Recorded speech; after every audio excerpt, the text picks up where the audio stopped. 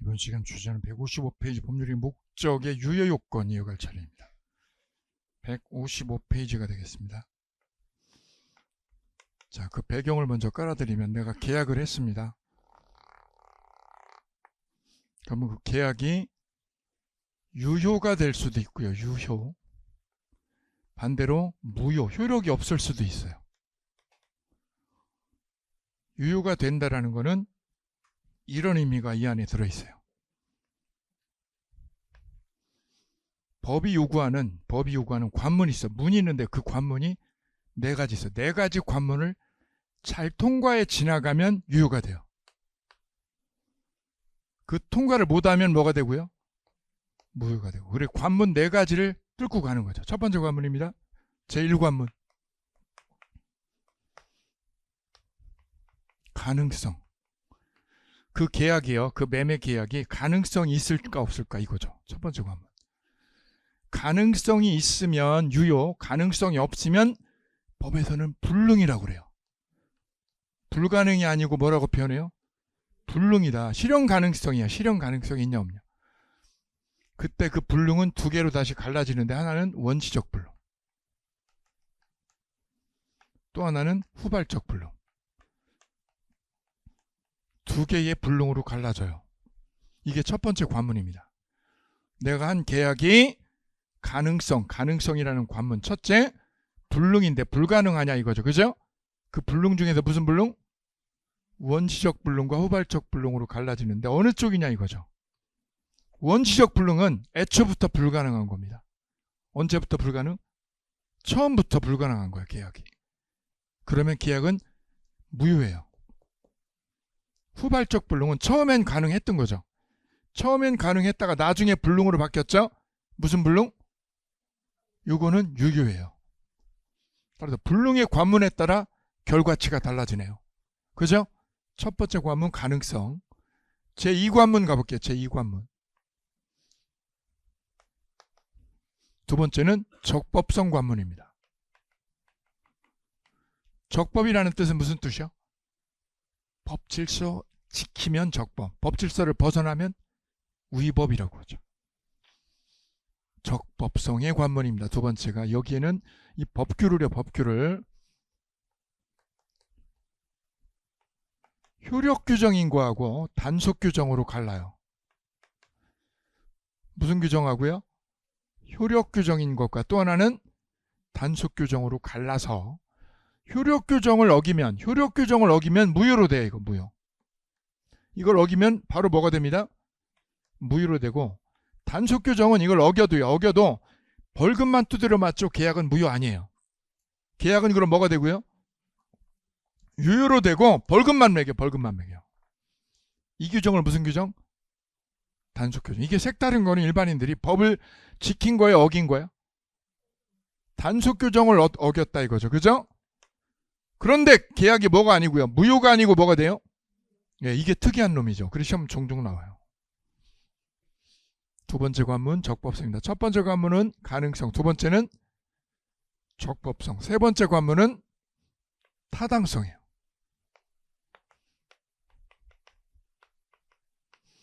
여기서 타당성은 무슨 뜻이냐면 윤리적으로 타당하냐 이 뜻입니다. 윤리적으로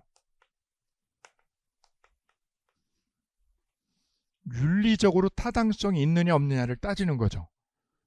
우리 한국에서는 배우자 있는 분이 다른 배우자 한 10명 데리고 사는 거 됩니까 안 됩니까? 안 되죠. 한국은 안 돼요. 그죠? 저쪽 중동 쪽에 되는데 있는 걸로 알고 있어요. 그죠? 예. 사회 윤리적으로 배우자 있는 사람이 또 다른 배우자를 데리고 사는 거는 법적으로 안 됩니다. 그죠? 법의 문제예요, 윤리 문제예요? 윤리 문제죠. 윤리적으로 타당성이 없다는 거죠.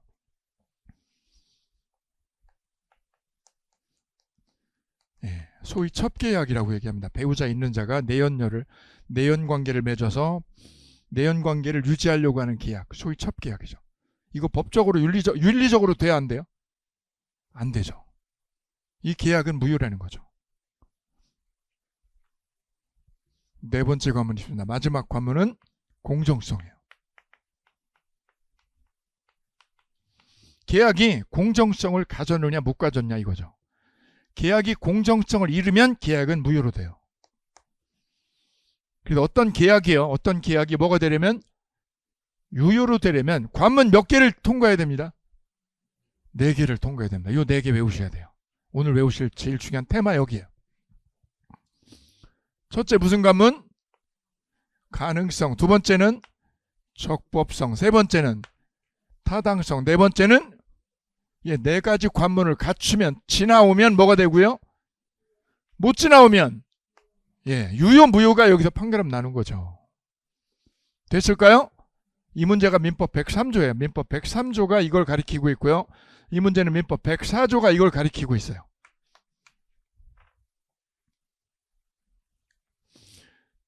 자, 그래서 103조하고 104조를 바로 만나도록 하겠습니다. 여기 먼저 불능 잠깐 보고 갈까요? 불능 가능성이 있느냐 없느냐를 따지는 거예요. 그죠? 가능성이 있냐 없냐 이거죠. 그죠? 가능성.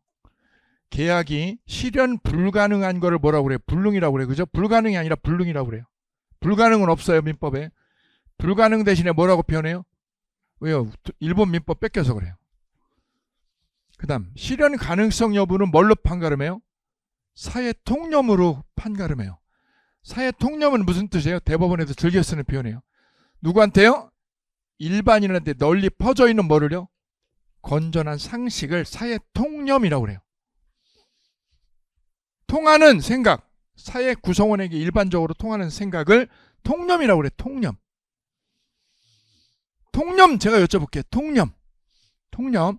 그죠? 우리 사회 통념으로 볼 때 여러분 자신은 잘생긴 거예요? 못생긴 거예요? 그게 통념의 기준입니다. 그죠? 사회 통념입니다. 통념. 일반인에게 널리 퍼져 있는 상식을 뭐라고 표현합니다? 이거에 의해서 가능하냐 불가능하냐를 따진다. 이때 불능은 둘로 갈라지는데 애초부터 불가능하면 무슨 불능?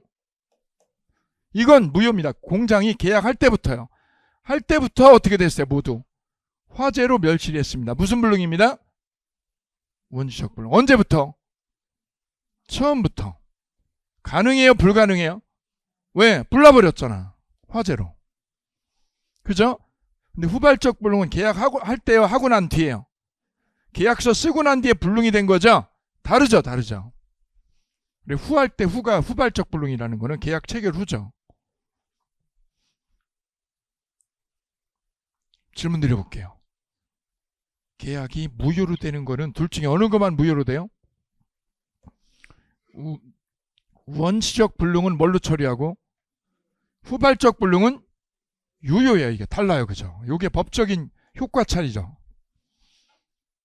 올해 시험 문제 들어갑니다. 올해 시험 문제 바로 들어갑니다. 바로 써볼게요. 옆에다가.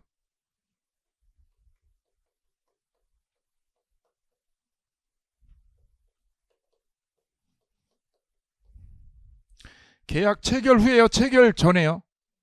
이미 공장이 어떻게 됐어요? 수용됐어요.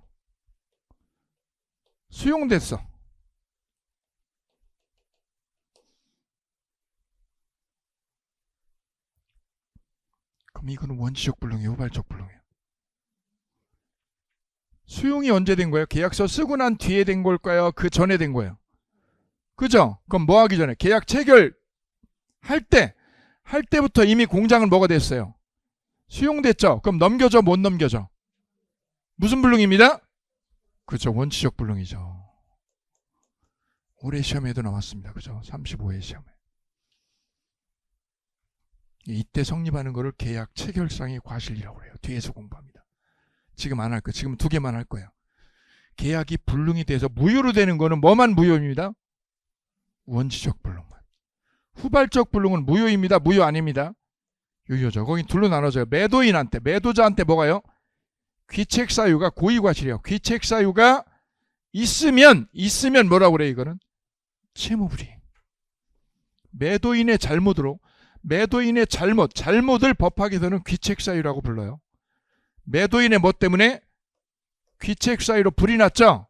이거는 채무불이행 책임이 문제가 되고, 쌍방한테 뭐가 없으면 귀책사유 없이, 예컨대 뭐 때문에 태풍으로 공장이 날아갔죠? 그럼 누구 잘못이에요? 둘 다 잘못이 없죠. 그때는 위험부담이라고 그래요. 뭐라고 표현해요? 오케이. 둘로 그래 갈라줬습니다. 매도인의 무슨 사유로? 귀책 사유로 공장이 멸실되면 위험부담이에요? 채무불이행이에요? 채무불이행이 문제가 되고 매도인 잘못을 해요. 매도인 잘못. 쌍방에게 뭐가 없을 때요? 귀책 사유 없이 태풍으로 날아갔죠? 누구 잘못이에요? 둘 다 잘못 없지요? 그때는 채무불이행이 아니라 뭘로? 위험부담으로 귀결이 됩니다. 이 두 부분은 계약법이다 아주 자세하게 공부합니다. 일단 여기서 공부할 건 여기까지만. 계약이 무효로 되는 거는 무슨 불능만? 원시적 불능만 무효고, 후발적 불능은 무효가 아니라 뭐가 됩니다? 유효이고, 채무불이행이냐 위험부담이냐를 귀책 사유를 가지고 나눠요. 됐을까요? 오케이, 여기까지. 불능 문제 해결 첫 번째 과문. 두 번째 과문 적법성입니다. 법을 지키면 적법, 법을 어기면 위법이라고 해요. 위법. 법을 지키면 적법, 어기면 뭐라고요? 위법. 우리는 가끔 위법을 저질러요. 그죠? 길 가다가 침을 뱉기도 하죠. 그죠? 그게 위법이에요. 그죠? 오늘 공부하고 복습을 안 하는 것도 위법입니다. 그죠? 예, 민법을 사랑해야 되는데, 그죠? 민법을 안 하고 술을 마신다. 그 위법입니다. 자, 법 규정을 위반하면, 이 효력 규정은 이걸 어기면 뭐가 됩니다? 무효 처리되는 거를 무슨 규정? 효력 규정. 반대로 단속 규정은 법 규정을 위반하면 계약은 뭘로 돼요? 계약은 유효로 되는데 뭐는요? 처벌은 받아요. 그럼 어느 게 더 센 놈이에요? 왜? 계약이 뭐로 돼버려? 무효로 끝나버려. 효력 규정을 어기면. 대표적으로 이거예요. 토지거래 허가제를 위반했죠? 이런 무효로 됩니다. 왜? 이게 효력 규정이니까요. 그 다음 명의신탁 금지하죠. 그죠? 부동산 실명법에, 그죠? 명의신탁 금지죠. 이걸 위반하면 뭐가 됩니다? 무효로 돼요. 이거는 대표적인 무슨 규정이 됩니다? 효력 규정입니다. 효력 규정. 법을 어기면 효력이요. 효력을 부인하는 게 효력 규정이에요. 그래서 무효로 되는 거죠. 두 가지가 있습니다. 뭐가 있어요? 토지거래 허가제하고 뭐하고? 명의신탁 금지 규정. 이건 어기면 무효로 돼요. 근데 밑에 있는 단속 규정은 법 규정을 위반하면 뭐는 받고요? 처벌은 받을지언정 계약은 유효로 되지요? 대표적인 게 이거 중간생략 등기 금지 규정을 위반했을 때 A가 B에게 부동산을 매매로 팝니다.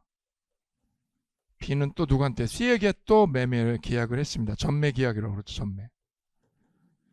원리 원칙대로 하면 누구 앞으로 등기를 꽂아야 돼요? B 앞으로 등기 꽂아야죠. 그 다음에 C한테 넘겨야죠. 그럼 B는 취득세 물어야 되죠? 양도세 물어야 되죠?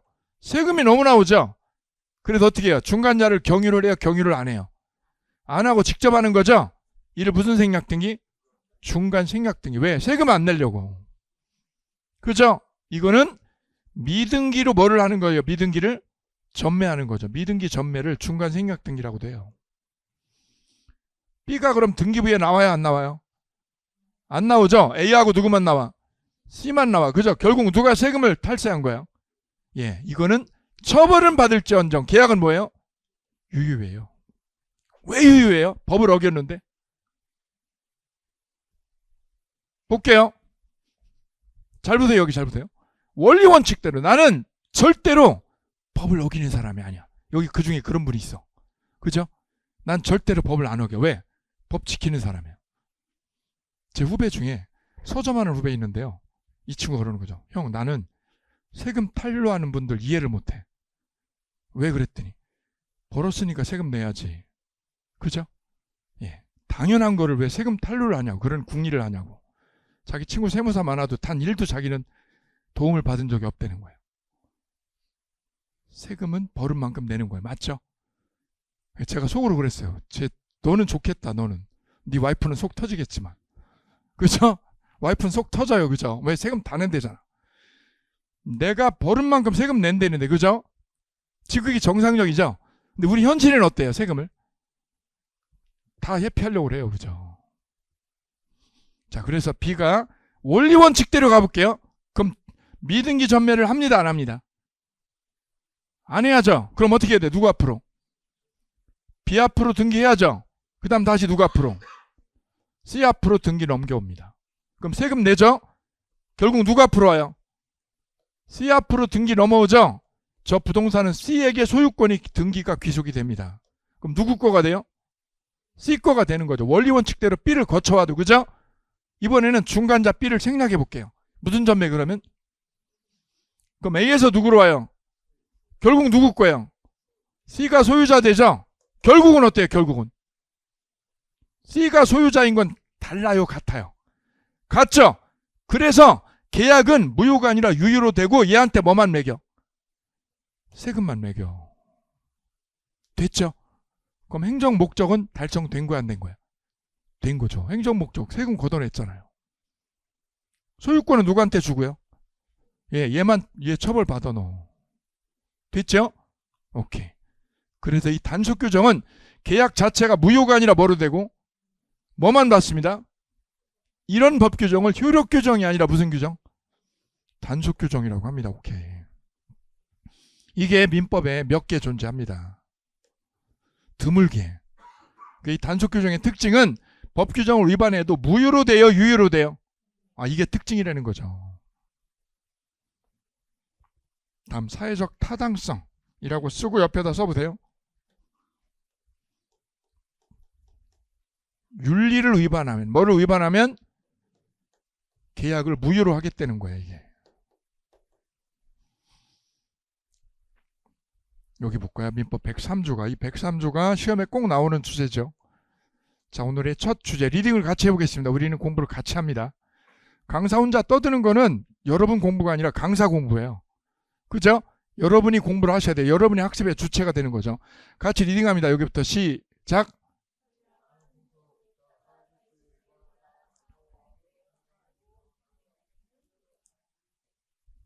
법률의 행위가 뭐로 된다는 거예요? 무효로 된다. 이게 결론이야. 결론은 무효로 간다가 결론이에요. 어떤 요건을 갖추면? 선량한 풍속이나 뭐를 위반하면? 사회질서에 위반한 사항을 뭘로 하면? 내용이 사회질서에 위반하면. 따라서 103조에서 제일 중요한 키워드는 뭘까요? 내용이야. 계약서의 내용이 뭐 할 때요? 사회질서에 위반할 때 계약을 무효로 한다. 자, 입법 7조. 계약자에게 자유는 보장하되, 뭐는 보장하되? 자유는 보장하되, 계약서에 뭐가? 내용이 뭐 할 때?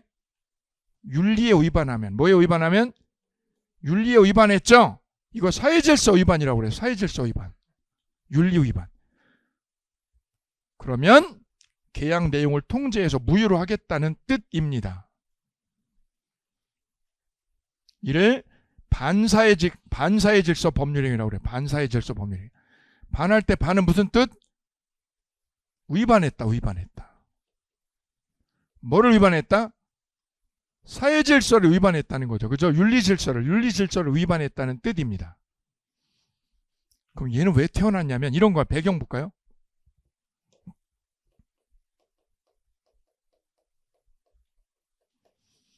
보통 법규를 위반하면 뭐라고 표현해요? 무효라고 그래요. 무효. 뭐를 위반하면? 법규 위반하면 무효로 되죠. 근데 이 103조는 법을 어긴 게 아니라 뭐를 위반한 거예요? 사회 윤리, 그죠? 사회 질서, 사회 윤리를 어겼다는 거죠. 사회 뭐를요? 윤리를 어떻게 한 거죠? 그럼 뭘로 됩니다, 이것도? 무효로 돼요. 아니, 쌤, 그러면 뭐를 어겨도 무효? 법규를 어겨도 뭐가 되고? 무효되고. 뭐를 어겨도? 결국 뭘로 돼요? 똑같네요, 그죠? 그럼 이걸 왜 구별해요? 달라요. 무효라는 건 같죠, 그죠? 근데 그 뒤에 다른 게 있어. 그것 때문에 이걸 구별한 거예요. 볼까요? 그럼 법규 위반은 이게 어디에 들어있어야 돼요? 법규에 들어있어야 되죠? 그럼 법으로 하지 마라, 이거 하지 마라라는 금지를 일일이 다 적어요, 못 적어요? 못 적어요. 왜? 너무 많아, 적을 게. 그죠? 요거 하지 마라고 적어야 될 게 너무너무 많아. 왜? 그럼 법전이 너무 두꺼워져. 그죠? 이게 법으로 다 못 적어 놓죠. 그래서 대안으로 만들어낸 게 이거예요. 법으로 못 적으니까 그럼 뭐를 어기면? 윤리를 위반하면 뭐로 하자고?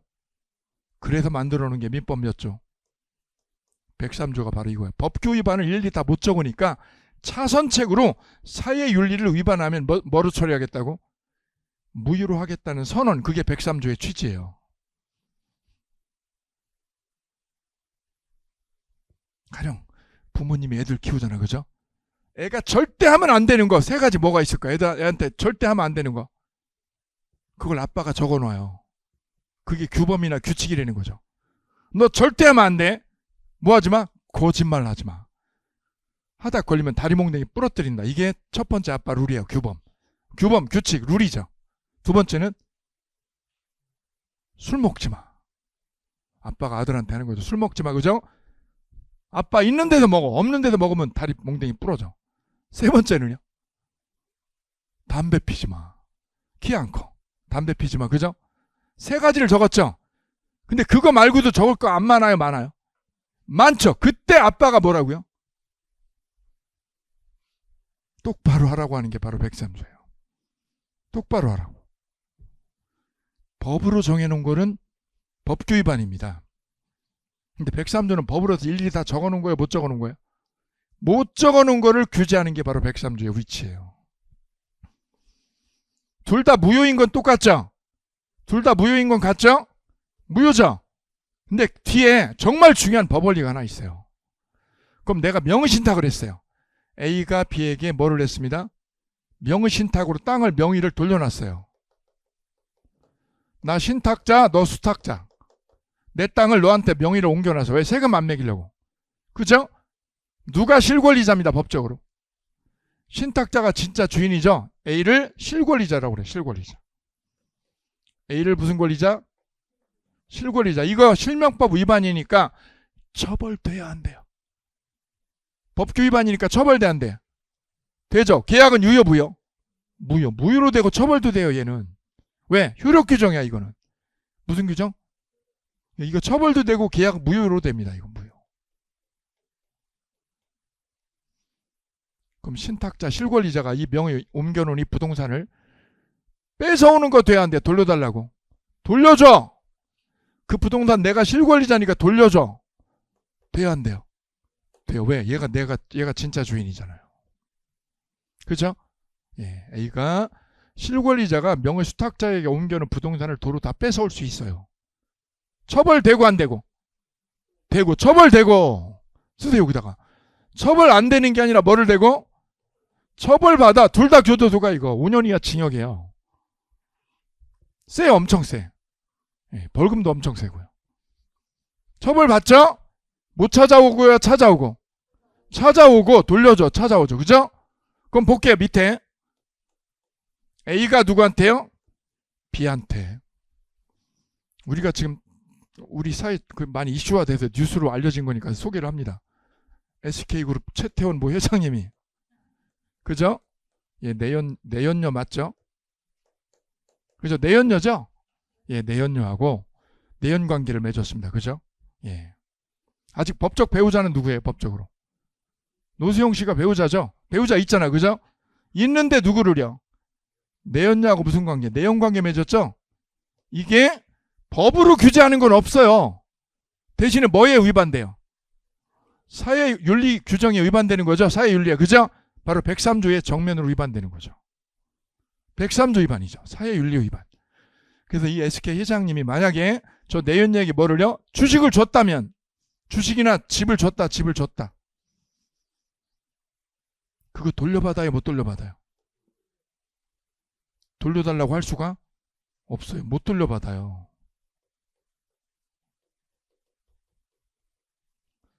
둘 다 무효인 건 같잖아요. 그죠? 근데 결과가 달라. 뒤에 명의신탁으로 그죠? 넘겨준 이 부동산은 실권리자가 찾아와요? 못 찾아와요? 찾아오죠. 궁극적으로. 못 돌려받는다. 돌려받는다. 결론. A가 찾아온다. A가 주인이야. A가. 근데 내연관계로 사준 집은 돌려받아? 못 돌려받아? 왜요? 이걸 돌려받게 되면 어떻게 돼요? 누구를 법에서 도와주는 꼴이 돼요? 여기 누구 있어요? 지금 누가 울고 있어요? 노수영 씨 배우자가 울고 있죠? 나는 뭐 하고 있는데? 울고 있는데 누가 웃고 있어? 그죠? 그래서 법은 이렇게 내연관계로 사준 집이나 부동산은 뭐 할 수 없어요? 법적으로 못 찾아와요. 소송을 해도. 왜요? 누구를 도와주지 않겠다는 거예요? 만약 이분이 찾아오게 되면 어떻게 될까? 이분이 찾아온다면, 이 부동산을 도로 찾아온다면 이 여자도 또 버려버리고, 그죠? 버리고 또 누구를 취하면 돼요? 내연녀 두 번째 또 취하면 되죠? 그럼 또 버리고 또 누구를요? 3 이렇게 들어오자. 그럼 사회 윤리가 어떻게 돼요? 망가지죠. 그래서 이분이 못 찾아오게 돼 있어, 법적으로. 무효지만 명의신탁으로 넘겨준 거는 돌려받죠. 근데 뭘로 넘겨준 거는 103조 위반으로 준 부동산은 못 돌려받아요. 왜요? 이분이 뭐를 흐린 사람이에요? 사회 질서나 사회 윤리를 뭐한 사람, 흐린 사람이죠. 예, 이분은 밑에다 적어볼게요. 저분을 불법 원인 제공자. 뭐라고 부릅니다? 불법 원인 제공자. 불법에 뭐를 제공한 사람? 원인을 뭐한 사람? 제공자는 못 찾아와요. 이 부동산을 못 돌려받는다 이거죠. 못 돌려받는다. 왜? 법이 이분 편이 아니에요. 만약 이분 편 들어주면 어떻게 돼요? 비 버리고 또 취하고 또 취하고 또 취하죠. 거래 질서가, 사회 질서가 엉망돼. 이분 때문에 해서 이분은 찾아옵니다. 못 찾아옵니다. 못 찾아옵니다. 이 이론을 불법 원인 급여라고 그래요. 무슨 급여? 불법 원인 급여. 제 초등학교 동창 중에 63빌딩에서 칼잡이 했던 셰프가 있었어요. 칼잡이를 했어요. 이렇게. 예, 야구도 잘하고. 예, 그러다가 사업을 해가지고 성공을 했거든요. 성공을 했는데 그 음식점 있죠. 음식점을 크게 하겠다고, 더 크게 하겠다고 돈을 좀 쓴 거예요. 이렇게요. 돈을 좀 넣었어요. 누구한테요? 인허가 받으려고 공무원한테 돈을 넣었어요. 9억을. 20년 훨씬 전에. 그때 9억이니까 돈이 큰 돈이죠. 그걸 넣어주고 청탁으로 돈을 넣어주고 그거를 청탁을 받으려고 돈을 넣었어요. 근데 담당자가 받으시고 인허가를 안 주는 거죠. 그럼 제 친구가 준 거는 뭐죠? 정당한 거예요? 뒷돈 준 거야? 부정한 거래로 돈을 준 거죠? 인허가 봐달라고 돈을 넣은 거야. 이 돈을 무슨 돈이라고 그러죠? 불법 원인 급여라고 그래요. 불법 원인 급여. 제공을 했죠? 근데 5년 지나도 10년 지나도 안 줘. 그 친구가. 인허가도 안 줘. 그럼 뭐를 돌려줘야 되는데요? 돈을 토해내야죠. 안 토해내는 거죠. 그래서 소송을 했어요. 받아 못 받아?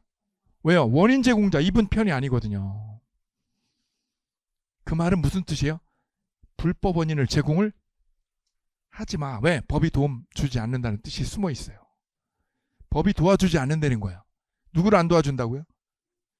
예, 이런 불법 원인 제공자를 법이 뭐 하지 않는다? 법이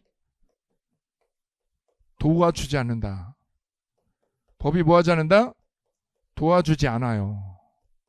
법이 네 편이 아니야. 왜? 못 찾아오게 네가. 누구를 보호하기 위해서? 사회 질서, 사회 윤리를 보호하기 위해서. 그래서 103조는 결국 법규 위반이 아니라 뭐를 위반한 사람?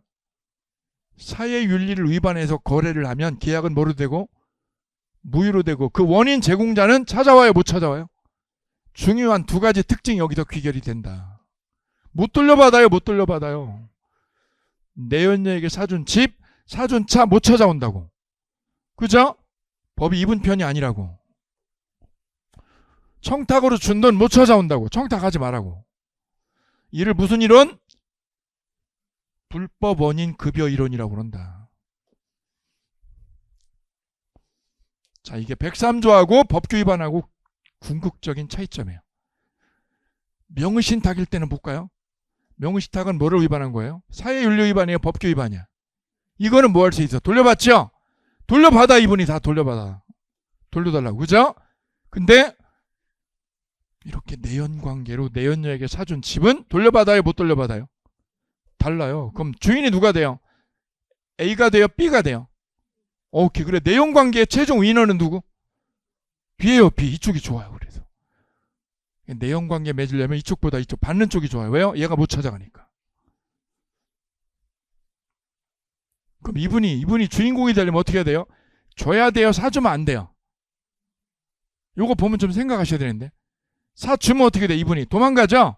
먹고 도망가 버려요. 못 찾아와. 이분이 법적으로 못 찾아와. 소송으로도.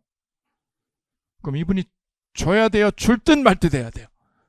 그죠? 줄 듯 말 듯 해야지. 줘버리면 이분이 안 온다니까. 그죠? 결론이 이거죠. 뇌물도 똑같아요. 뇌물을 줘버리면 어떻게 돼요? 담당자한테. 먹고 튀고 안 돌려주죠? 그게 끝이야, 그게. 국회의원들이 그러잖아요. 받으면 튀잖아. 입싹 씻고. 그죠? 그럼 뭐를 해야죠? 줄 듯 말 듯 해야 돼. 줄 듯 말 듯.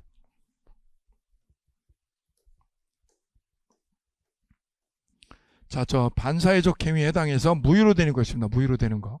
이쪽이 시험엔 집중적인 출제 대상입니다. 오늘 학습의 포인트 별 3개짜리 싼 거를 3번에다 마킹합니다. 첫째, 노름빛이죠. 노름.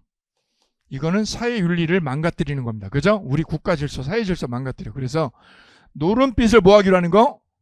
대물변제. 돈 대신에 뭐로 갚는 거? 물건으로 갚기로 하는 약속은 무효입니다. 노름으로 생긴 빚, 이걸 뭘로 갚기로 하는 거? 물건, 아파트로 갚기로 하는 거. 이거 무효다. 왜? 사회윤리가 망가지니까. 그래서 라스베가스 가면 그 노름하는 분들이 표정이 어둡다고 그래요. 그죠? 어두운가요? 밝은가요? 실제는? 하는 동안은 밝은 거 아닐까요? 하는 동안은 밝지 않아요? 웃어야 되잖아요. 끄트머리가 마지막에 안 좋은 거지. 그죠? 마지막에. 라스베가스 가면 그래. 시계가 없다고 그러는데 거기 실제인가요? 시계가 안 보인다고. 왜? 시간을 모르고 계속 하거든요. 도박은. 공부를 그렇게 해야 되는데. 그죠? 공부를 어떻게 해야 됩니다. 시간 안 보고 막 해야죠. 그죠? 그게 진짜 공부일 텐데. 그 다음 소송 당사자가 보세요. 변호사의 변호사 아닌 자에게, 아닌 자를 저는 이렇게 불러요. 브로커에게. 소송에서 뭐하면? 승소하면 소송물의 일부인 뭐를 대주기로? 임야를 대가로 주기로 약속했죠. 이거 반사회적 행위로 무효라는 거죠. 누가 주기로 한 거예요? 누가요? 당사자가 누구한테? 변호사입니까? 변호사 아닌 자에게. 브로커에게 임야 떼주기로 했죠. 이기면 무효라고. 왜? 변호사 아닌 자가 쓰세요. 법률 시장을 개입하는 것을 막으려고 그러는 거죠. 법률 시장 개입을 변호사 아닌 자가 못 들어오게 막겠다는 궁극적인 뜻은 뭐예요? 쓰세요. 밥그릇 지키기는 거예요. 밥그릇. 누구 못 들어오게? 브로커 못 들어오게. 변호사 아닌 사람은 법률 시장에 개입하지 마라. 이런 뜻이죠. 시험에 나왔습니다. 그 다음 세 번째 가니까요. 민사사건이에요? 형사사건이에요? 형사사건에서 변호사하고 누구 의뢰인 간에 성공보수 약정 맺죠? 이거는 재판의 결과를 뭐하고 결부시키는 거예요? 재판의 결과를? 금전하고 결부시키는 거죠? 그래서 사회정의 실현을 하는 변호사 업무에 공공성을 해야 하기 때문에 무효라는 거죠. 그래서 이제부터 변호사는 뭐를 못 받아요? 변호사하고 누구하고? 의뢰인하고. 무슨 사건? 형사사건에서 성공보수 계약하죠? 다 무효야 이거 지금. 대신에 그럼 무슨 사건만 남아요? 민사사건은 성공보수 계약해도 돼요. 민사사건은 유효입니다. 유효. 종전에는 이거 둘 다 유효였어요. 근데 얼마 안 됐죠. 이거 무효로 된 게. 여기 보세요. 언제 판결됐어요? 2000 몇 년도? 15년에 판결 난 거죠. 그 전까지는 다 받아먹었어. 변호사가. 민사 형사 다 받았죠. 예전에는 변호사들이 돈벌이가 됐습니다. 그럼 어떻게 해요? 착수금 받죠. 그 다음 무슨 돈을 받아? 별도로. 승소하면 돈 또 받기로 하죠. 승소하면 성공보수 10억 주기로. 그 성공보수가 큰 거지. 근데 그걸 유효로 봤어요? 무효로 봤어요? 왜요? 말은 뭐라고 그랬어? 말은? 변호사 직무에 뭐를 위해서? 공공성을 저해한다라고 돼 있죠. 그리고 일반 국민의 사법처에 대한 뭐를 떨어뜨린다고요? 신뢰를 떨어뜨린다라고 했죠. 이게 결국 무슨 뜻일까요? 써보세요. 옆에다가. 나 돈이 많어. 그럼 뭐야 이거? 유전? 무죄로 되고. 뒤집어 볼게요. 무전. 그럼 뭐가 돼요? 이 법리가 탄생하게 됩니다. 이게 사법 질서에 대한 신뢰를 현격히 떨어뜨린다는 거죠. 그래서 돈하고 결부시키지 마라. 형사사건을. 형사사건의 유무죄를 돈하고 결부시키는 결부시키는 건 무효라는 뜻이죠. 이제는 뭐로만 먹고 살게 되어요. 그래서 민사로. 민사사건은 가능해요. 민사사건은. 2번하고 다른 건 뭔가요? 2번은 누구예요? 변호사예요? 변호사 아닌 자야? 예, 2번은 못 들어와. 법률시장에. 절대 못 들어와. 그죠? 변호사법 위반으로 걸려들어 이거 형사처벌돼요. 근데 이건 변호사가 맺은 거죠? 무슨 사건을? 오케이. 이건 무효라고. 그럼 이게 무효니까 예. 후배한테 물어봤어요. 너 뭐 먹고 사냐? 그죠? 뭐 먹고 살라고 그랬더니 방법이 다 있어요. 세상에는 뭐가 있어요? 길이 다 있어. 그죠? 궁즉통, 궁할수록 길이 있다고. 형사사건 성공보수 못 받죠? 형사사건을 나한테 수임을 왔어. 그럼 내가 변호사가 받아. 그죠? 무슨 사건이야? 민사야 형사야? 형사사건이야. 우리 아들을 집행유예를 빼주면 돈 1억 주겠대. 형사니까 받아 못 받아? 못 받죠? 애가 상해를 입혀가지고 교도소 들어가야 되는데 집행유예를 빼주면 10억을 주겠대. 눈 동그래지죠? 근데 무슨 사건은 못 받게 돼 있어요. 그럼 어떻게 받아요? 착수금을 많이 받아. 성공보수를 돌리는 거죠? 성공보수로 돈을 줄이고 뭘로 받아요? 착수금을 키우는 거죠. 착수금을. 어쨌든 법은 빠져나가는 길이 있답니다. 그 다음 네 번째 볼까요? 첩계약입니다. 이건 뭐에 반하기 때문에? 예, 첩계약은 무효입니다. 내연관계를 맺는 거죠. 내연관계. 언제나 무효입니다. 언제나 무효. 이때 보면 이 세 번째 줄 보면 처가 뭐하거나 사망 또는 뭐가 있을 때 이혼이 있을 때 뭐하기로 하는 거? 입적, 호적에 올린다는 거죠. 이 약정도 무효입니다. 배우자가 뭐하면 죽으면 호적에 올리겠다 이거죠.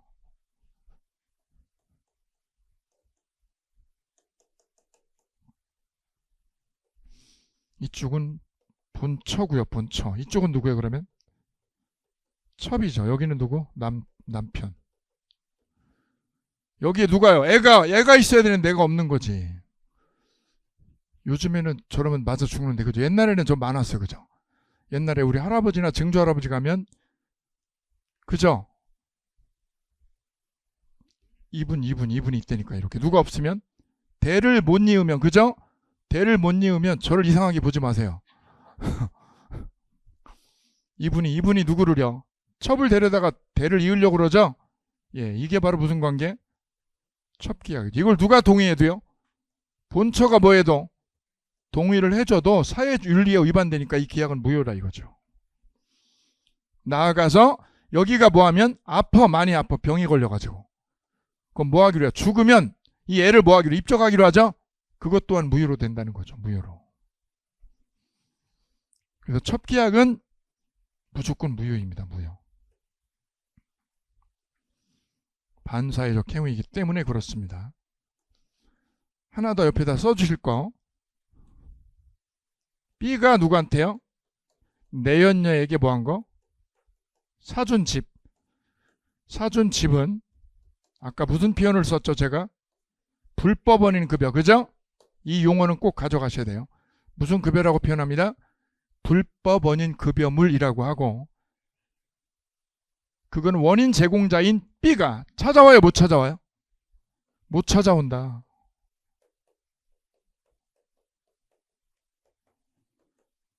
불법 원인 급여, 불법 원인 급여물을 못 찾아온다. 원인 제공자가.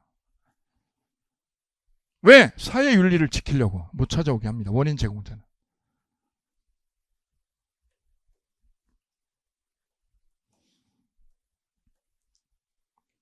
이어서 104조 공정성 관문입니다. 첫째 가능성 관문, 두 번째 적법성 관문, 세 번째 타당성 관문 보셨어요. 그죠? 이제 마지막 관문입니다. 무슨 관문? 계약이 공정합니까 안 합니까 따지는 거죠. 공정하면 유효, 공정하지 못하면 뭐로 돼요? 무효인 거지. 세상은 실제 공정해요? 공정하지 않아요? 예, 너무 많아. 그죠? 예, 이 갭이 줄어드는 게 좋은 사회인 것 같아요. 근데 이게 딱 일치시키는 거는 신의 세계도 불가능한 거 아닌가요? 그죠? 어차피 차별은 있어 없어요? 있어요. 우리는 그렇게 생각하고 살아요. 그 갭을 줄이는 거지 없을 수는 없지 않을까? 그죠? 나보다 머리 좋은 인간이 있어 없어요? 있어요. 그게 어떻게 똑같아요? 더 노력하는 사람이 있어 없어요? 그거 어떻게 균일하게 통일시켜요? 그죠? 우리 헌법재판소도 평등의 원칙을 이렇게 말해요. 같은 거는 같게, 다른 건 다르게 취급하는 게 진정한 평등이라는 거지. 그죠? 나보다 머리 좋은 사람은 그 사람대로 취급해야죠.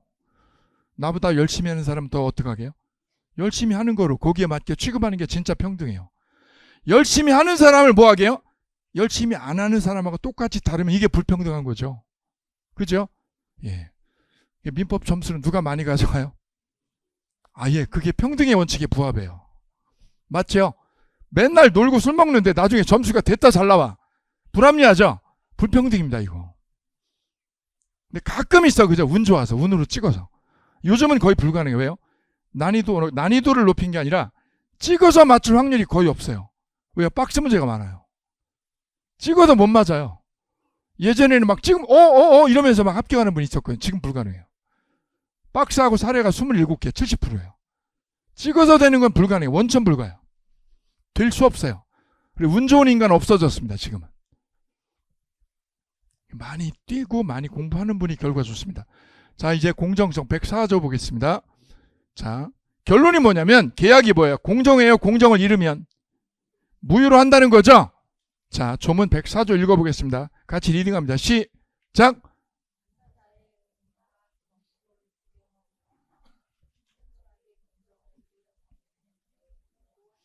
공정해요. 공정을 잃으면요. 여기까지를 법률 요건이라고 그래요. 법률 요건. 무효로 하는 거는 법률 효과예요. 법률 효과.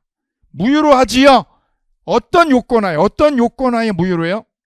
궁방, 경설, 무경험으로 인하여 조금이야 현저하게 공정을 잃으면 계약은 뭐로 됩니다? 무효로 합니다. 앞쪽을 주관적 요건이라고 그래요. 무슨 요건? 주관적 요건. 주관적, 개인의 본인 입장이죠. 본인이 궁박이거나 무경험이어야 됩니다. 그 다음 공정을 잃었죠? 이는 객관적 요건이다. 객관적으로 불균형하다. 주관적 요건 반, 객관적 요건 반. 두 개를 갖추면 계약은 무효로 귀결된다. 이런 뜻이다. 이거는 약자 보호하는 거죠. 약자 보호하는 거. 그죠? 이를 불공정한 법률 행위를 폭리 행위라고도 부르고 있습니다. 우월적 지위에 있는 자가 약자적 지위에 있는 자의 궁박이나 무경험을 이용해서 폭리를 해요. 폭리하는 것을 규제하겠다는 뜻. 갑질 규제하는 겁니다. 결국. 갑질하지 말라고. 힘세다고 갑질하지 마라. 근데 무조건 무효의 요건 갖춰야 돼요. 무슨 요건하고 무슨 요건? 주관적 요건과 무슨 요건을? 자, 이 104조를 보시면 민법이 다른 과목과 다른 게 딱 드러나요. 다른 건 어때요? 그냥 조문 있고 더 이상 깊이가 없어. 두 줄 정도 되면 그걸로 끝이야. 근데 민법은 두 줄이죠, 지금. 104조 두 줄이죠. 밑으로 파고 들어가는 게 한 30줄 돼요. 이걸 해석하는 거예요. 이건 해석합니다. 어떤 의미냐? 해석을 합니다. 이제부터.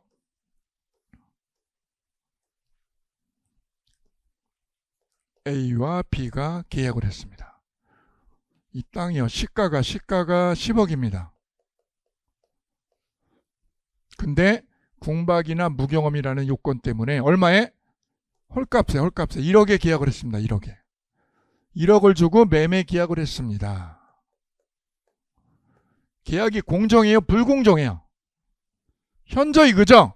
터무니없이 불균형하죠? 예, 이를 불공정 계약이라고 해서 무효로 취급합니다. 그럼 계약이 무효로 되려고 그래요. 어떤 요건하에 무효로 돼요? 첫째, 객관적 요건 볼게요. 객관적 요건 두 줄. 급부가 있어요. 급부. 준 거. A가 준 거를 급부라고 그래요. 급부. 내가 땅 줬어. 땅.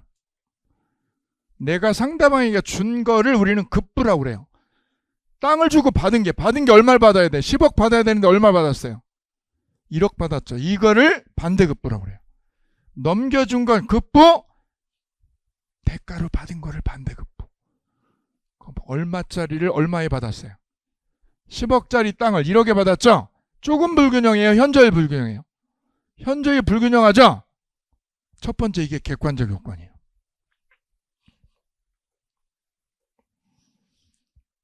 그럼 현저히 불균형하다는 판단은 보세요. 잘 보세요. 시가와의 차액이나 뭘로 판단할 수 없고요.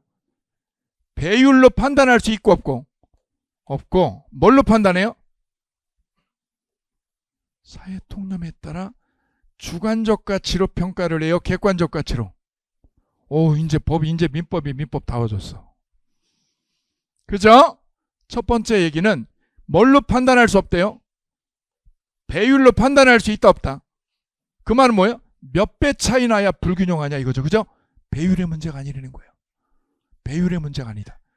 예전에 이런 주장하는 사람이 있었어요. 3배 돼야 된다고.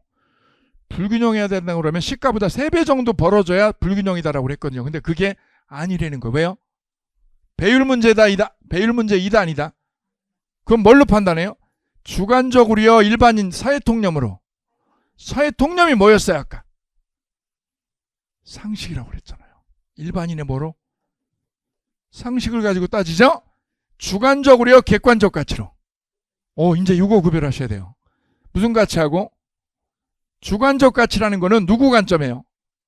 내 관점이죠? 내 견해나 내 관점을 기초로 판단하는 거를 무슨 가치? 주관적 가치죠. 내 관점이에요. 내 관점. 객관적 가치는 누구 관점? 자기 관점 아니죠? 자기 관점을 벗어나서 누구 관점? 제3자 관점에서 평가하는 거죠. 사물을. 이를 무슨 가치? 객관적 가치예요. 그죠? 여러분은 주관적으로 보면 어때요? 잘생겼어 안 생겼어? 잘생겼죠. 그죠? 거울 보면 제일 잘생겼잖아. 객관적으로 어때요? 아니거든요. 그죠? 세상에서 제일 이쁜 애는 누구에게요? 자기예요. 자기애. 주관적이죠? 객관적으로는 아니라니까. 그게 주관적인 잣대와 객관적인 잣대죠. 그죠? 그럼 볼게요. 그럼 현저한 불균형할 때 급부와 반대급부를 구별하는데 조금이에요? 현저히 불균형이에요? 그럼 현저하다라는 이 표현이 애매하죠. 이걸 뭘로 평가한다고요? 무슨 잣대로? 무슨 가치로? 객관적 잣대로 평가한다는 뜻이다. 이걸 왜 주관적 잣대가 아닌 객관적 잣대를 끌고 왔을까요? 주관적으로 맡기면 어떻게 돼요? 다 불균형해. 그죠? 다 불균형하다고 그래. 누구한테 맡기면? 주관적이라는 건 누구 입장이야? 내 관점이죠. 내 관점에서 보면 어때요? 다 불균형하지. 거래가 다 불균형하다고, 그죠? 조금이야 현저이야. 그럼 계약이 다 뭘로 돼? 다 무효로 만들어. 내 관점에서 평가하라고 그러면. 그죠? 그래서 법은 내 관점을 벗겨내서 누구로? 제3자 관점을 끌고 들어온 거예요. 그게 누구 관점? 객관적 가치예요. 그래서 우리가 민법을 공부한다는 거는 무슨 가치를 버리고? 주관적 가치를 깨 부수고 어디로 들어오는 겁니다? 객관적 가치. 누구 입장에서? 제3자 입장에 서가지고 가치 평가를 하는 거예요. 따라서 나의 관점이에요? 제3자 관점이에요? 그래서 법을 공부한다는 거는 냉철해진다는 거죠. 그 배우자가 여보 나 이거 화장 어때? 잘 받아 그러면 보통은 어떻게 해야 돼요? 잘 받아 그래야죠. 근데 객관적으로 어떻게 해야 돼요? 아니야.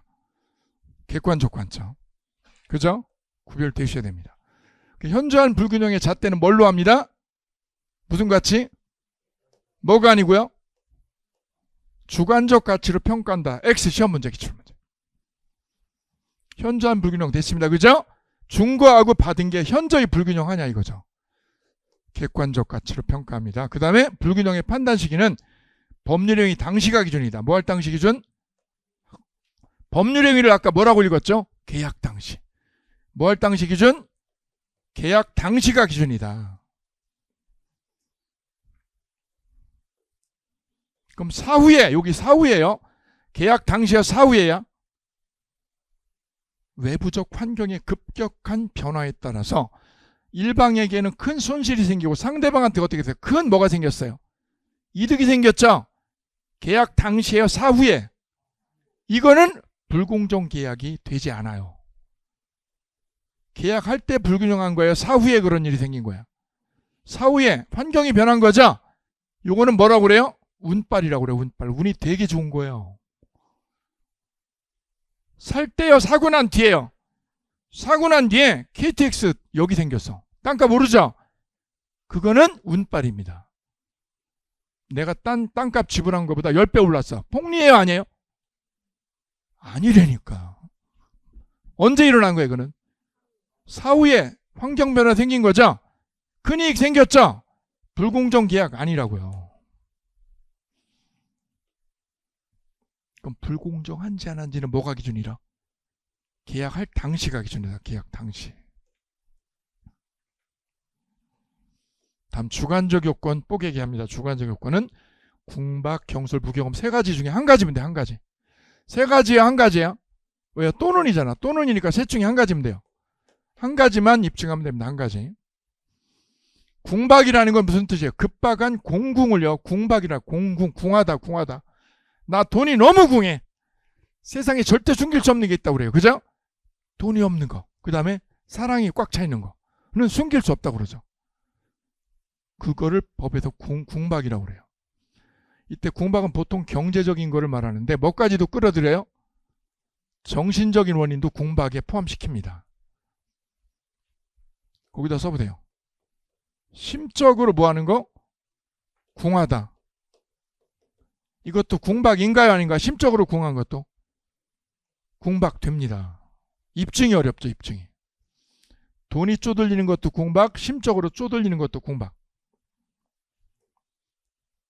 일단 무경험은요, 무경험은 특정 분야에서의 경험 부족이 아니라 어느 분야죠?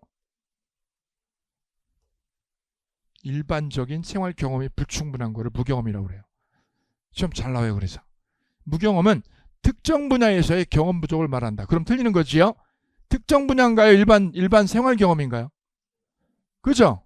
그럼 우리 지금 이 안에 있는 여러분은 다 20세 이상이죠? 그죠? 여러분이 토지를 처음으로 투자해가지고 샀어. 토지 처음 샀죠? 그죠? 근데 땅값을 3배 줬어. 3배 준 거는 불균형인가요, 아닌가요? 3배를 주고 샀어. 불균형하죠? 그러면 또 주관적으로 뭘 갖춰야 됩니다. 궁박, 경솔, 무경험 중에 하나 갖춰야죠. 여러분은 무경험자 될까요, 안 될까요? 20세 이상인데 내가 땅을 어떻게 해서 땅을 처음 거래해. 그럼 여러분은 그동안 경험을 했던 거야, 안 했던 거야? 안 했던 거죠? 근데 법은 여러분을 무경험자라고 보지 않아요. 왜요? 기준점이 뭐예요? 특정 분야 경험 부족이 아니라 뭐를 말한다고? 일반적인 생활 경험은 무슨 또 사회생활 경험이죠. 여러분은 땅 거래는 처음이지만 무슨 거래는? 사회생활에서 거래는 했어, 안 했어? 사회생활의 경험치는 있죠. 그럼 여러분은 땅 거래는 처음이지만 뭐의 거래가 있었다면? 사회생활 경험치가 있는 거죠. 그럼 법에서 말하는 무경험은 어느 걸 말한다? 특정 분야가 아니죠. 그럼 여러분은 무경험자이다, 아니다? 아니다, 이거니까. 여러분은 경험을 많이 하셨어요. 땅 경험을요, 사회생활을요. 여러분은 무경험자 아무도 없어요. 여러분이 땅값을 10배 주고 샀다. 이거 무경험자 아니야, 여러분은. 왜요? 사회생활 경험을 했잖아요. 했죠. 무경험자 되기가 됐다 어렵다니까. 그죠?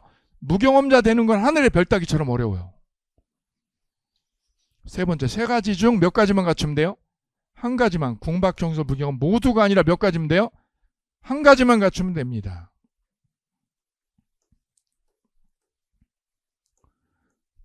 그 다음 대리인이 개입을 했다면 경솔하고 무경험했는지는 누가 기준이냐면 대리인이 기준입니다.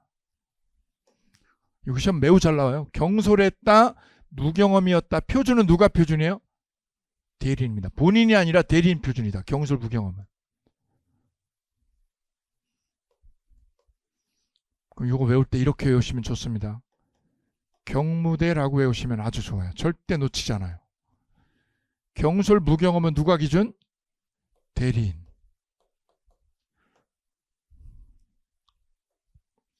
자, 그럼 이제 요건론 끝났어요. 불공정 계약으로 무효가 되려면 객관적으로 어떤 요건을 갖춰야 돼? 객관적으로 급부와 반대급부가 뭐 할 것?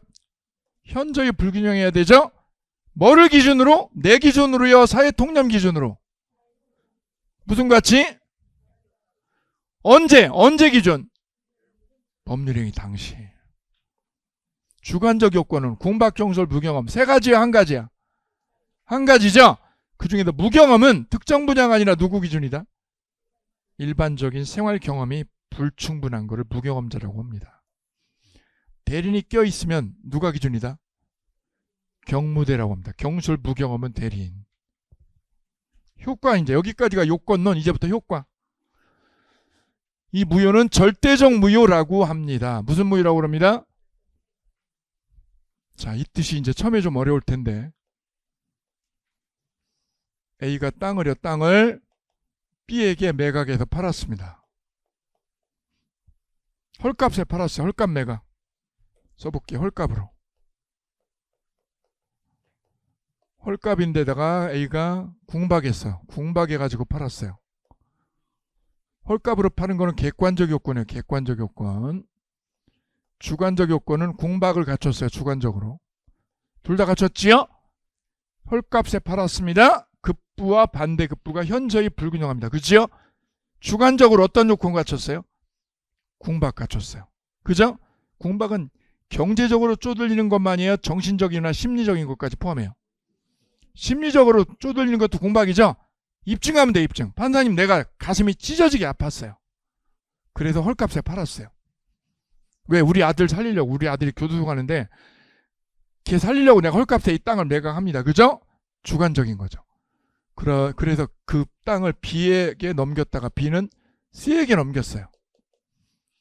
C는 D에게 넘겼어요. 현재 땅은 지금 누구한테 가 있어요? 등기가? D에게 가 있죠? 근데 문제는 이 계약이 아름다운 거예요? 불공정한 거예요? 불공정 계약이었다면 계약은 유효로 됩니다? 무효로 됩니다? 누구끼리요? 두 사람끼리 무효죠? 근데 두 사람만 따져요? 제3자한테도. C와 D를 계약자가 아닌 제3자라고 부르거든요. 제3자는 이게 무효인 거를 몰랐단 말이죠. 모른 거를 법학에선 선의라고 표현해요. 이쪽도 몰랐어요. 그럼 이쪽도 뭐가 돼요? 선의 3자죠. 그럼 이 땅은요, 누가 가져요? C나 D가 가져요? 못 가져요? 못 가져요. 이게 무슨 무효냐면 절대적 무효는 두 사람한테만 무효가 아니라 누구한테도 선의 3자에게도 싸그리 무효로 되는 거죠. 여기다 쓰세요. 절대적 무효 이꼬르 무슨 무효? 싸그리 무효다. C한테도 무효, D한테도 무효로 되는 거예요. 그 뒤에 거래한 자가 100만 명이어도 다 무효로 되는 거야. 절대적 무효는 이 무효가 둘끼리만 무효인 거예요. 모든 사람한테요. 그거를 쉽게 정리합니다. 무슨 무효?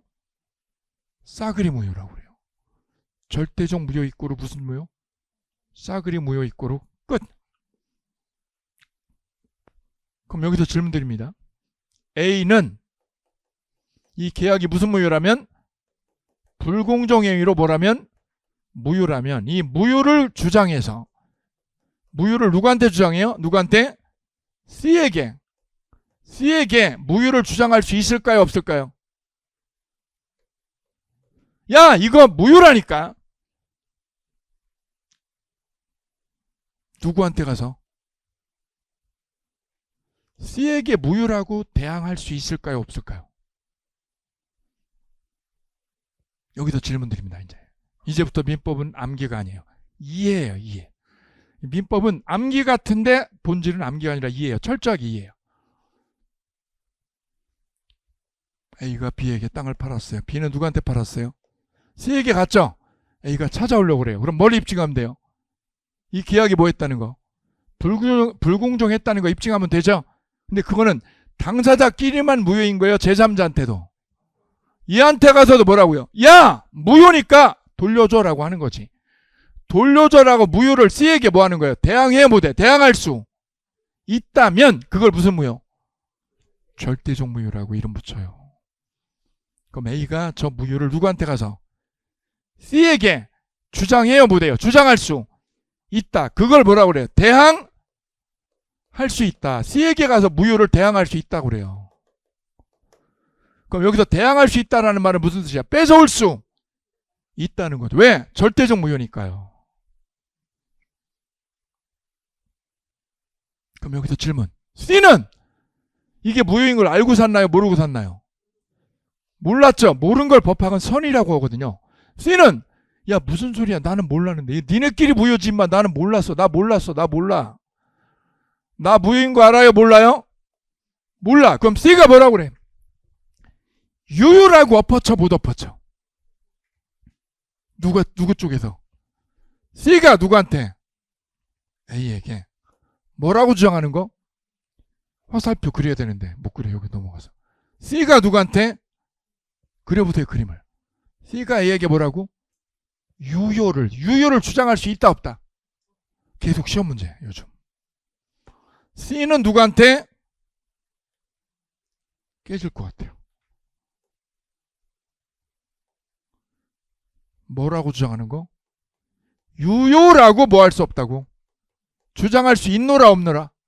없어. 왜? 싸그리 무효니까요. 그럼 결론적으로 이렇게 됩니다.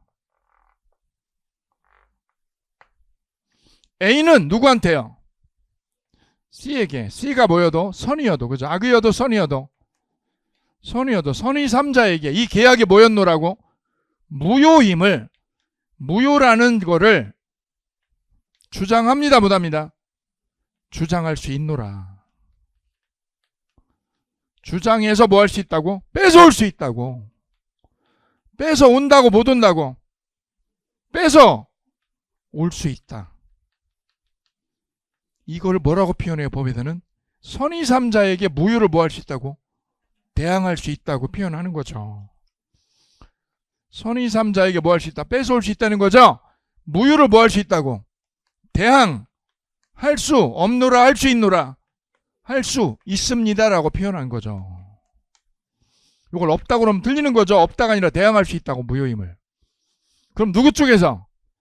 C가 A에게 나는 너하고 둘이 계약한 게 불공정 계약이어서 무효임을, 이 계약이 불공정한 거였죠. 그 유효임을, 무효임을 나는 몰랐으니까 얘가 뭐라고 우기는 거? 유효라고요. 얘가 뭐라고 우기는 거? 유효라고 우겨 못 우겨? 유효라고 주장할 수 있다 없다? 아, 이게 시험 문제 계속.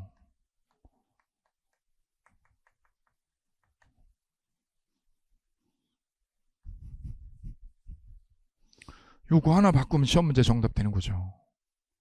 따라서 절대적 무효라는 개념은, 이 무효가 이 두 사람끼리만 무효인 거예요. 모든 사람한테. 예, C, D에서 또 거래하네 E, 그죠? 이 모든 사람한테 이 계약이 뭘로 취급되는 거예요? 무효로 관철이 되는 거죠. 이를 무슨 무효? 절대적 무효다. 그럼 C도 무효, 누구도 무효? D도 무효. 그럼 소유권 가져요, 뺏겨요? D, E도 뺏겨. 왜? 앞에서 무효가 되면 다 무효로 되는 게 절대적 무효야. 닭광이야, 닭광. 됐죠? 이를 무슨 무효?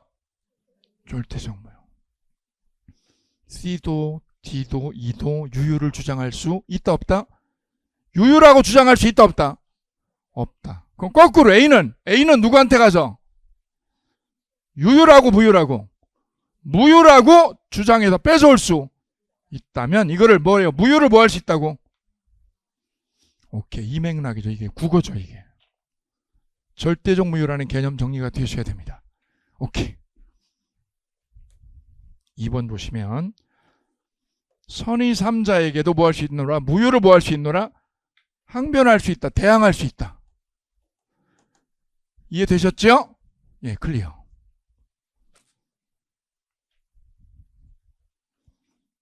그 다음 부재수 합의라는 맥락이 있어요. 부재수 합의가 무슨 뜻? 옆에 써놨어요. 제가 쉽게. 민형사상 일체 뭐를 하지 않기로? 소송을 제기하지 않겠다는 약정을 무슨 합의? 부재수 합의라고 그래요. 저 합의도 계약이 무효면 부재수 합의 넣은 것도 무효로 됩니다. 오케이. 근데 이거 조심하셔야 됩니다. 우리가 실무에서 이거 많이 쓰거든요. 서로 술 먹고 싸움박질을 했어요. 그럼 어떻게 돼요? 쌍방 폭행을 하죠? 폭행을 하면서 마지막에 어떻게 해요? 화해를 합니다. 그죠? 화해계약서 쓸 때 어떻게 해요? 끄트머리다 이거는. 서로 어떻게 해요? 예, 민형사상 뭐하지 않기로 소송 제기하지 않겠다는 약정을 끝에다 써요. 그죠? 이를 무슨 합의? 부재소 합의를 끝에다 넣거든요. 자, 나는 1,000만 원 물어줄게. 너 이빨 깨진 거. 너는 내 귀 날라가고 눈 찢어진 거. 너는 5,000만 원 물어줘. 합의하자. 합의하면서 끝에다 뭐라고 쓴다고? 부재소 합의 넣죠? 그죠? 그럼 더 이상 뭐를 안 걸기로? 소송 걸기로 안 걸기로? 안 걸고 끝내자는 거죠? 이거 받고 서로 끝내자는 게 부재소 합의입니다. 이거는 법적으로 유효해야 무효해 원래는? 원래 유효야 이거. 원래 쓰는 거야 이거. 이건 유효다. 이런 부재소 합의는 원래 유효해요. 그럼 더 이상 나중에 소송 걸어요 못 걸어요? 뭐를 걸었기 때문에? 부재소 합의가 들어가 있죠? 그럼 소송 못 거는 거예요. 유효니까 이게. 그런데 어디에서는 무효라고요? 불공정 계약이 있다. 이 계약이 불공정하다 공정하다? 불공정 계약으로 무효죠? 그럼 그 계약이 무효면 무슨 합의도? 부재소 합의 때려 넣은 것도 무효로 된다는 거죠.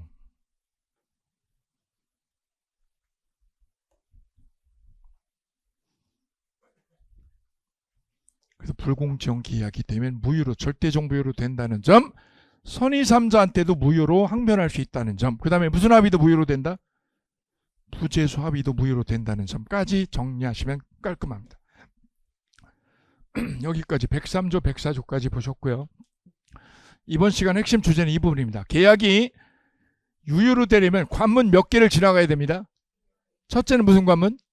가능성 관문. 가능성에서 뭘 따져요? 불능 따져요. 그죠? 이 불능이 지금은 2개죠? 예, 1월달 되면 4개로 또 분화돼. 또 분화돼. 점점 많아져. 2개로 나눠져요. 불능이. 4개로 분화돼요. 왜 지금 중요해 그래? 뼈대가. 두 번째 관문은 무슨 가능성? 무슨 관문? 적법성. 이때 법규는 무슨 법규로 나눠져요? 요건 어겨도 무효 아니죠? 벌금만 매겨. 타당성은 무슨 문제? 윤리 문제죠? 예, 그 다음에 공정성은 불공정하냐 이거죠.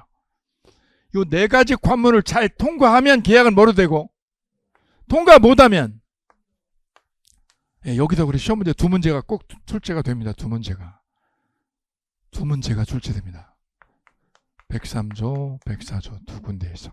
앞쪽에서도 잘 나올 뿐만 아니라 뒤까지. 자, 3교시 여기서 컷하겠습니다. 감사합니다.